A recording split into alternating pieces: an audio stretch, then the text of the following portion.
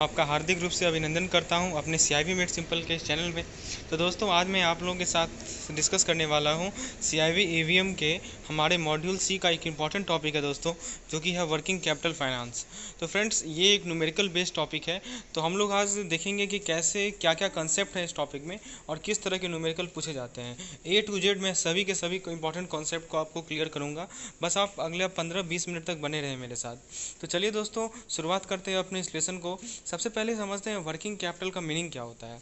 तो देखिए working capital वो कैपिटल है जिसकी रिक्वायरमेंट हमारे डे टू डे वर्किंग के लिए होती है दोस्तों। ठीक है, तो जो ऐसा कैपिटल जो कि नाम ही है वर्किंग, जो कि डे टू डे वर्किंग में काम आए, तो उसे हम लोग वर्किंग कैपिटल कहते हैं। और ये से उसको कैसे रिप्रेजेंट करते हैं दोस्तों, तो इसे हम लोग रिप्रेजेंट करते हैं अमाउंट ऑफ करंट एसेट से, यानी करंट एसेट का जो अमाउंट है उससे इसे रिप्रेजेंट किया जाता है। तो सबसे पहले हमें ये पता होना चाहिए कि करंट एसेट होता क्या है दोस्तों। तो देखिए करंट एसेट में क्या क्या कंपोनेंट्स आते हैं वो समझिए। Cash, bank balance, stock, inventory, trade debtor, prepaid expense, ये सब के सब हमारे करंट एसेट के पार्ट हैं। अब हम लोग समझते हैं दोस्तों वर्किंग कैपिटल को समझने के बाद अब हम लोग समझते हैं वर्किंग कैपिटल साइकिल को दोस्तों। तो फ्रेंड्स वर्किंग कैपिटल साइकिल को आप यहाँ समझ सकते हैं। देखिए क्या क्या हो रहा है। सबसे पहले हमारे पास रॉ मटेरियल है। रॉ मटेरियल को हमने कन्वर्ट किया वर्किंग प्रोग्रेस में। वर्किंग प्रोग्रेस से फर्दर वो फिनिश्ड गुड बना हमारा। अब फिनिश्ड गुड जब बन गया तो उसे हमने क्या किया, बेच दिया। बेच देने के बाद क्या हुआ, हमें पैसा आया जो कि अकाउंट रिसीवेबल है। वो किस फॉर्म में आया दोस्तों, वो कैश में आया। फिर से हमने उसे अकाउंट पेबल में डाला और फिर से हमने रॉ मटेरियल खरीदा दोस्तों। तो ये एक साइकिल है जो कि वर्किंग कैपिटल साइकिल जिसे कहते हैं हम लोग। और जब हमने रॉ मटेरियल को वर्किंग प्रोग्रेस में कन्वर्ट किया, जब हमने रॉ मटेरियल को वर्किंग प्रोग्रेस में कन्वर्ट किया तो उसका वैल्यू एडिशन हुआ। तो ये डायग्राम से हम लोग ये समझ सकते हैं। अब देखिए एक प्रश्न पूछा जाता है कि ये जो वर्किंग कैपिटल साइकिल है इसका जो लेंथ है वो किन किन बातों पे निर्भर करेगा। तो सबसे पहला पॉइंट है दोस्तों कि कितना रॉ मटेरियल का कितना स्टॉक की रिक्वायरमेंट है दोस्तों, मतलब how much stock of raw material is required. दूसरा पॉइंट है time period involve in converting raw material to finish good. तीसरा पॉइंट है दोस्तों credit period required to be provided to customer, मतलब कितना पीरियड दिया जाएगा कस्टमर को कि वो उधार पे पैसा रख सकते हैं। और चौथा पॉइंट है कि ज़्यादा टाइम पीरियड होगा तो ज़्यादा वर्किंग कैपिटल की रिक्वायरमेंट होगी। ऑब्वियस सी बात है दोस्तों, आप ज़्यादा दिन उधार पे रखिएगा चीज़ों को तो आपको भी तो अपना पैसा है, आपको भी तो लागत लग रही है दोस्तों। यहाँ आप देख सकते हैं अकाउंट रिसीवेबल, आप अकाउंट में पैसा डाले तभी तो आप रॉ मटेरियल को परचेज कर पा रहे हैं और फिर उस रॉ मटेरियल को आप फिनिश गुड में कन्वर्ट कर पा रहे हैं। तो यदि आप ज़्यादा टाइम पीरियड दे रहे हैं तो आपको वर्किंग कैपिटल साइकिल भी ज़्यादा होगी। वर्किंग कैपिटल साइकिल है क्या दोस्तों, एक टाइम पीरियड ही तो है। जो इस साइकिल को कंप्लीट करने में जो टाइम लग रहा है वही तो हमारा वर्किंग कैपिटल साइकिल है। तो उसका लेंथ इन चार पॉइंट पे निर्भर करता है। चलिए अब हमने वर्किंग कैपिटल समझ लिया, हमने वर्किंग कैपिटल साइकिल को समझ लिया। अब हम लोग आगे बढ़ते हैं कि कैसे हम लोग वर्किंग कैपिटल को एसेस करेंगे, यानी कि कैसे इसे हम लोग कैलकुलेट करेंगे। आइए समझते हैं दोस्तों। तो दो केस है दोस्तों। सबसे पहले यदि 5 करोड़ से ऊपर का यदि वर्किंग कैपिटल है तो कैसे किया जाए। तो देखिए उसके लिए जो हमारे पास 3 मेथड है। सबसे पहला मेथड है उसे कहते हैं हम लोग inventory and receivable norms based method, पहला नाम है इसका। या इसे हम लोग टंडन कमेटी भी कहते हैं, या इसका तीसरा नाम है MPBF method, maximum permissible banking finance method. और चौथा नाम है इसका प्रोजेक्टेड बी सीट मेथड। तो ये चारों नाम से ये कहा जा सकता है, तो आपको चारों नाम ध्यान में रखना है।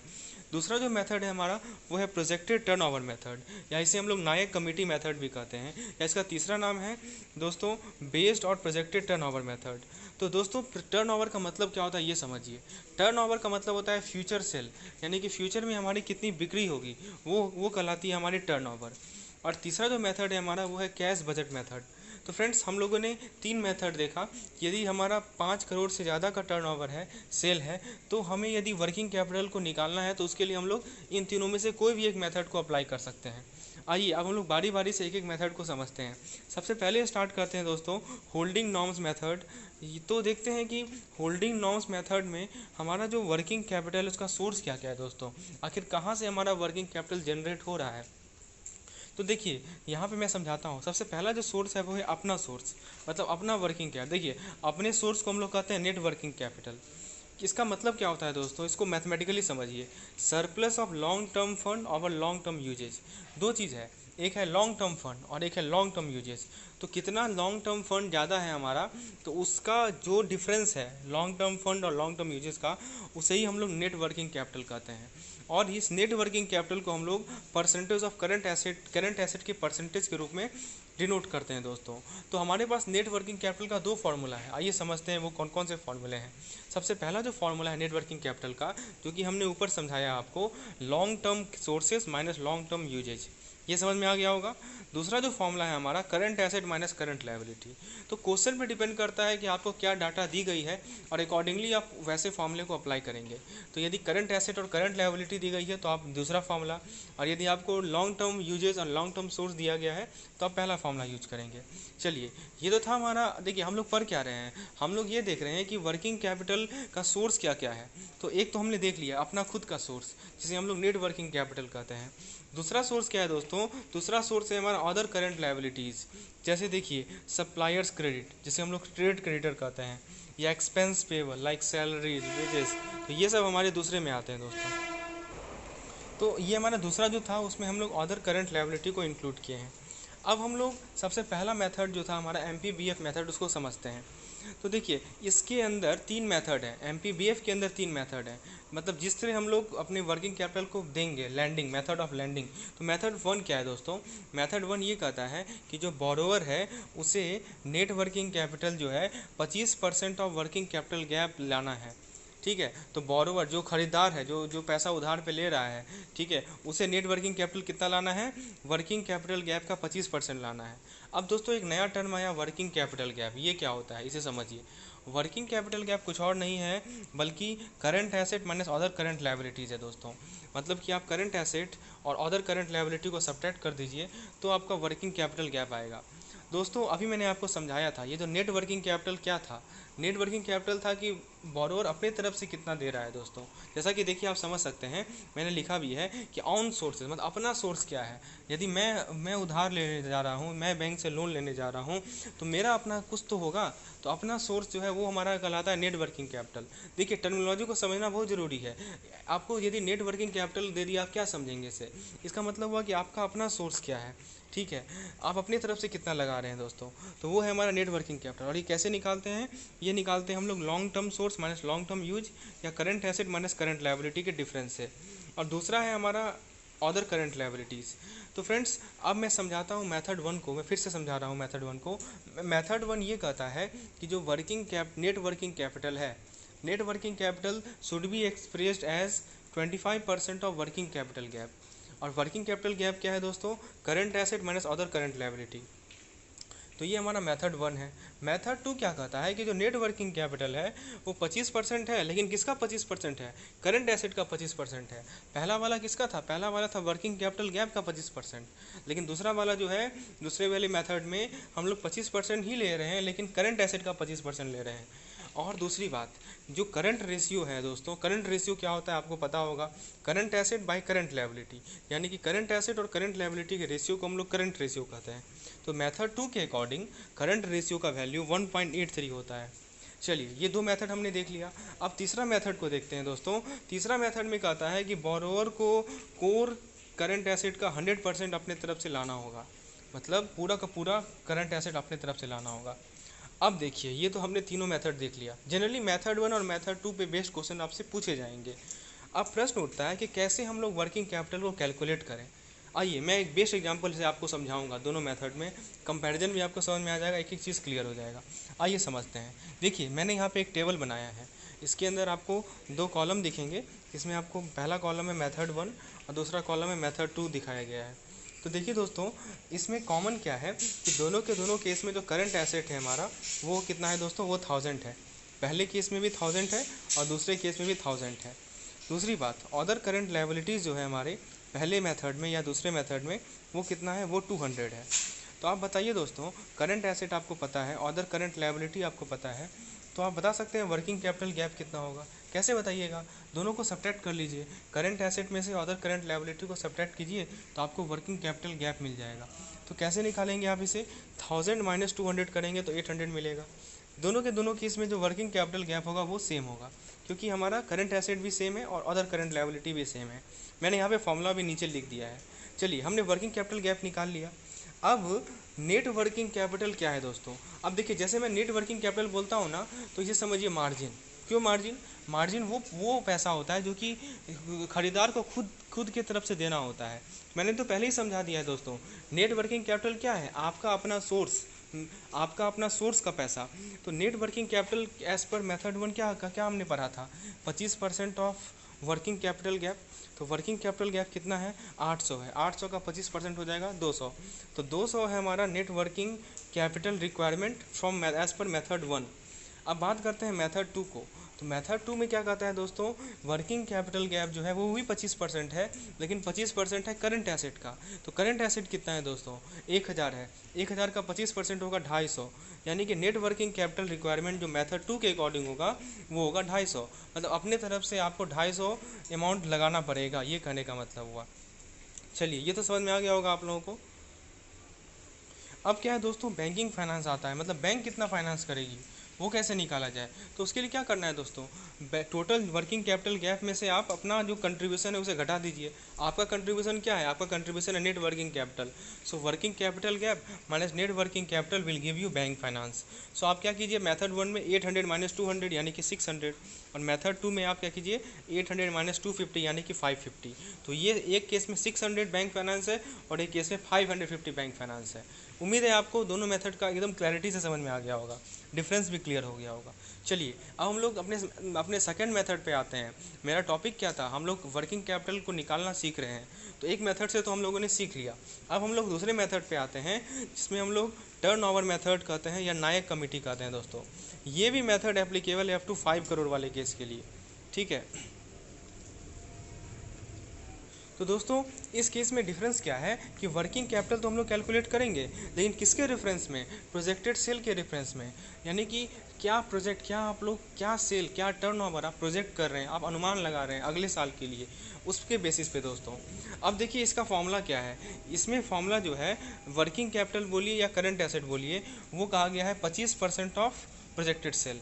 नेट वर्किंग कैपिटल बोलिए या बोरोवर्स मार्जिन बोलिए, वो कहा गया है 5% ऑफ प्रोजेक्टेड सेल। और बैंक का जो लिमिट होगा वो कितना हो जाएगा दोस्तों? 20% ऑफ प्रोजेक्टेड सेल। ये काफ़ी आसानी से आप लोग समझ सकते हैं। अब देखिए दोस्तों, यहाँ पे एक केस दिमाग में प्रश्न उठता है कि यदि जो बोरोवर है, यदि जो बोरोवर का जो पार्टी है वो चाहती है कि नहीं मैं मार्जिन 5% से ज़्यादा दूँ, मान लीजिए वो चाहेगी कि नहीं हम 6% दें, हम 7% दें, तो वो बिल्कुल भी दे सकती है, क्योंकि बैंक तो एक्सेप्ट करेगी ही ना। आप ज़्यादा से ज़्यादा मार्जिन दो, कोई दिक्कत नहीं है। तो बैंक का लिमिट अकॉर्डिंगली घटा दिया जाएगा। जैसे कि मान लीजिए, अभी मैं एग्जांपल से समझा भी दूंगा आपको। जैसे मान लीजिए कि वो 6% देने को तैयार है, तो बैंक अपना लिमिट घटा देगी। तो मैं अगला जो एग्जाम्पल आप लोगों के साथ शेयर करूँगा उसमें क्लैरिटी के साथ समझा दूंगा इस चीज़ को। आइए सबसे पहले एक क्वेश्चन को देखते हैं। देखिए इस क्वेश्चन में करंट एसेट हमें दिया गया है 1500, अदर करंट लायबिलिटी हमें दिया गया है 300। हमें second method of Tandon committee को यूज करके वर्किंग कैपिटल को फाइंड आउट करना है, यानी कि बैंक फाइनेंस को फाइंड आउट करना है। तो आइए जरा सेकंड मेथड को हम लोग यूज करते हैं। तो सेकंड मेथड में जो है, हमें सबसे पहले वर्किंग कैपिटल गैप को निकालना आना चाहिए। वर्किंग कैपिटल गैप कैसे निकालेंगे? तो करंट एसेट, यानी कि हमारा जो करंट एसेट है वो 1500 है, और अदर करंट लायबिलिटी कितना है दोस्तों? 300 है। दोनों को हम लोग सब्ट्रैक्ट करेंगे तो 1200 हमारा निकलेगा वर्किंग कैपिटल गैप। अब जो नेट वर्किंग कैपिटल होता है दोस्तों, जो हमारा कंट्रीब्यूशन होता है, बोरोवर का मार्जिन होता है दोस्तों, वो कैसे निकाला जाएगा? वो मैंने बताया था, वो 25% होता है। किसका? 25% होता है करंट एसेट का। तो करंट एसेट कितना है? 1500। 1500 का 25% आप निकालिए तो आपको मिलेगा 375। तो 375 मिला आपको वर्किंग कैपिटल। अब आपको बैंक फाइनेंस कैसे निकालेंगे दोस्तों?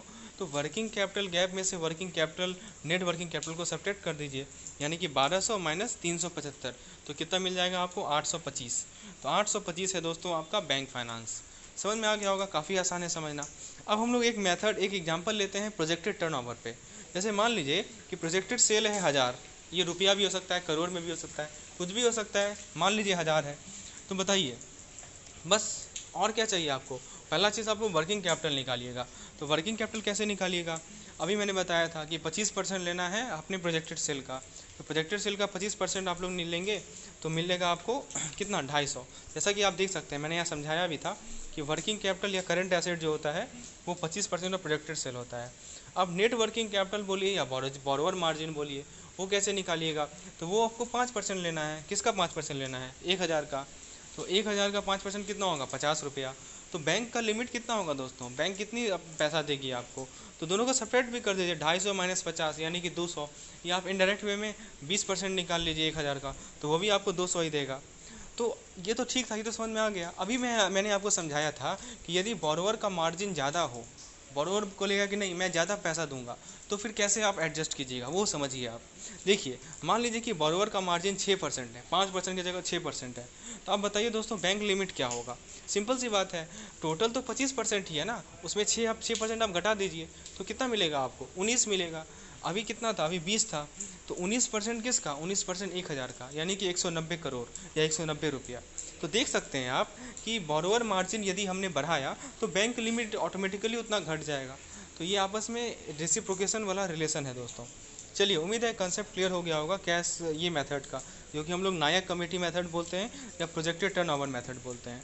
अब हम लोग सबसे लास्ट मेथड को डिस्कस करने वाले हैं, जो कि है हमारा कैश बजट मेथड। आइए समझते हैं इसे, किस कैश बजट मेथड को। तो कैश बजट मेथड क्या कहता है कि जो वर्किंग कैपिटल है उसे हम लोग उसे निकालते हैं किस बेसिस पे, उसे निकालते हैं हम लोग इनफ्लो और आउटफ्लो के बेसिस पे। मतलब कैश कितना इनफ्लो है और कैश कितना आउटफ्लो है, उस बेसिस पे हम लोग वर्किंग कैपिटल को कैलकुलेट करते हैं। अब जरा समझिए इनफ्लो और आउटफ्लो का क्या मतलब है। इनफ्लो कब होगा, इनफ्लो होगा जब हम लोग गुड्स को बेचेंगे। पैसा वर्किंग कैपिटल का इनफ्लो कब होगा दोस्तों, जब हम लोग गुड्स को बेचेंगे। और आउटफ्लो कब होगा, कि जब हम रॉ मटेरियल को खरीद रहे हैं उसमें जो हमें खर्चा आ रही है दोस्तों। तो दोस्तों सिंपल सी भाषा में आप ऐसे समझिए कि कैश इनफ्लो का बात हो रहा है, पैसा कब आपके पास आएगा, जब आप जो है गुड्स को बेचिएगा, तो वही लिखा हुआ है जब आप गुड्स को सेल कीजिएगा। और दूसरी बात है कि पैसा जाएगा कब, जब आप चीज़ों को खरीदिएगा, वही लिखा गया है कि expenses on raw material purchase, wage payment, salaries payment वगैरह वगैरह जो भी है। तो यही चीज़ है इनफ्लो और आउटफ्लो का। तो ये मेथड क्या कहता है कि आउटफ्लो या इनफ्लो जो होगा कैश का, वो किस अकाउंट पे हो सकता है, वो कैपिटल एक्सपेंडिचर के अकाउंट पे हो सकता है, जैसे कि फिक्स एसेट हुआ, या कैपिटल रिसिप्ट के अकाउंट पे हो सकता है, जैसे कि टर्म लोन हुआ, कैपिटल हुआ वगैरह वगैरह। ठीक है। अब देखिए, अब monthly cash budget is to be prepared, मतलब कि आपको मंथली कैश इनफ्लो और कैश आउटफ्लो का एक परफॉर्मा तैयार करना है और उसे प्रिपेयर करना है। किस लिए, क्यों ऐसा करना है, ताकि हम लोग डेफिसिट या सरप्लस को कैलकुलेट कर सकें, और इसी डेफिसिट और सरप्लस के बेसिस पे आप वर्किंग कैपिटल को निकालेंगे। तो देखिए दोस्तों क्या क्या सीक्वेंस है पहले वो समझिए। सबसे पहले क्या करेंगे, मंथली कैश बजट को प्रिपेयर करेंगे, फिर क्या करेंगे, डेफिसिट या सरप्लस को निकालेंगे, फिर क्या करेंगे आप लोग, वर्किंग कैपिटल को निकालेंगे। अभी मैं एग्जांपल एकदम सब कुछ क्लियर कट समझा दूंगा आपको, उसकी आपको चिंता बिल्कुल भी नहीं करनी है, बस सुनते जाइए मेरे बातों को। अब देखिए, जो ज़्यादा हायर अमाउंट ऑफ डेफिसिट जो होगा वो क्या होगा, वही बैंक लिमिट का बेसिस होगा। और ड्राइंग पावर कैसे कैलकुलेट करते हैं, सिक्योरिटी और मार्जिन के थ्रू कैलकुलेट करते हैं। आइए एग्जांपल लेते हैं दोस्तों। मान लीजिए कि ओपनिंग कैश जो है किसी पार्टिकुलर मंथ का ओपनिंग समय पे जो ओपनिंग कैश है वो 20 है। उस महीने में जो कैश इनफ्लो हुआ वो 800 हुआ। कैश इनफ्लो कैसे होता है दोस्तों, मैंने समझाया भी कि सेल ऑफ गुड्स से कैश इनफ्लो होता है। मतलब आप जब मंथ का शुरुआत में जो बजट था, जो जो अमाउंट था वो 20 करोड़ था। मान लीजिए 800 करोड़ जो है उस पार्टिकुलर महीना में आया, और गया कितना, 1000 करोड़ गया मान लीजिए। तो आपको मान लीजिए ये बताना है कि डेफिसिट है या सरप्लस है। तो ऑब्वियस सी बात है दोस्तों, यहाँ देखने से ही लग रहा है कि डेफिसिट है, ज़्यादा पैसा जा रहा है और कम पैसा आ रहा है। तो कितना का डेफिसिट है, तो 200 करोड़ का डेफिसिट है। और चूंकि ये डेफिसिट है इसीलिए हम लोगों ने नेगेटिव साइन लिया है। अब ये बताइए दोस्तों, नेट डेफिसिट यदि हमें निकालना हो तो कैसे निकालेंगे। तो -200 और +30 +20, एक्चुअली में ये 20 होगा, या ओपनिंग कैश को आप 30 मान लीजिए। तो -200 +30, यानी कि नेट डेफिसिट जो है दोस्तों -170 है। और इसी नेट डेफिसिट के बेसिस पे हम लोग क्या करते हैं, बैंक के मार्जिन को कैलकुलेट करते हैं दोस्तों। चलिए अब जरा ये समझ लें कि जो कैश बजट मेथड है उसे कहाँ यूज किया जाता है। तो उसे हम लोग किसी इंडस्ट्रीज़ में ही यूज करते हैं, जैसे कि कोई सीजनल इंडस्ट्री हुआ, या कोई सर्विस एक्टिविटी हुआ, या कोई कंस्ट्रक्शन एक्टिविटी हुआ। तो दोस्तों ये था हमारा आज का लेसन। इसमें मैंने आप लोगों को नेट वर्किंग कैपिटल के बारे में सारे इंपॉर्टेंट चीज़ बता दिया। तो फ्रेंड्स इसके बाद मैं एक लेसन लेके आऊँगा जिसमें इसमें न्यूमेरिकल और जो केस स्टडी पूछे जाते हैं वो मैं लेकर आऊँगा। तो यदि आप चाह रहे हैं कि मैं वो लेसन लेके आऊँ तो ज़रूर कमेंट सेक्शन में लिखें।